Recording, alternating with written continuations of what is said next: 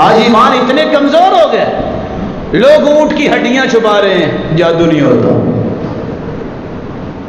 اور بعض لوگ کہتے ہیں کہ اونٹ کی ہڈی رکھنے سے بندہ مالدار ہو جاتا ہے۔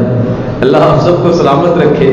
یہاں جتنے مالدار ہیں، کیا ان کے گھر میں ہڈیاں ہی پڑی ہیں تبھی مالدار ہوئے ہیں؟ وہ اللہ نے انہیں مال دیا۔ یہ دقیانوسی باتوں کو چھوڑو مسلمانوں، اپنے عقیدے پہ آؤ، منہج پہ آؤ۔ کسی بابے کے پاس، نجومی بابے کے پاس مت جاؤ، کسی پامس کے سامنے ہاتھ نہ پھیلاؤ۔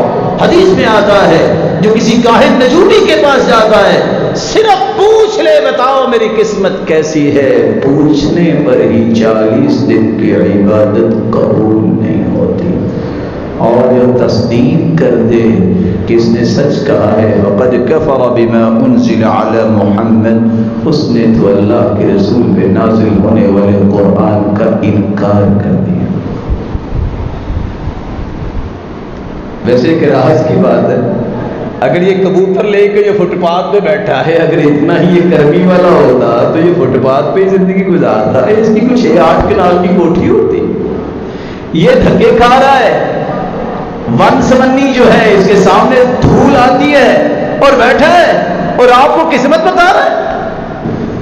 اللہ سے ڈرو، اپنے ایمان کو ضائع نہ کرو۔ 5 وقت کا نمازی ہو، صبح و شام کے اذکار کا پابند ہو، اس کو کیا مسئلہ ہے کہ وہ نجومیوں کے پاس جا کے اپنا ایمان جو ہے وہ ختم کر لے؟ جو نجومیوں کے پاس جاتا ہے، اس طرح کے بنگالی بابوں کے پاس جاتا ہے، اس کے اعمال اخارت چلے جاتے ہیں۔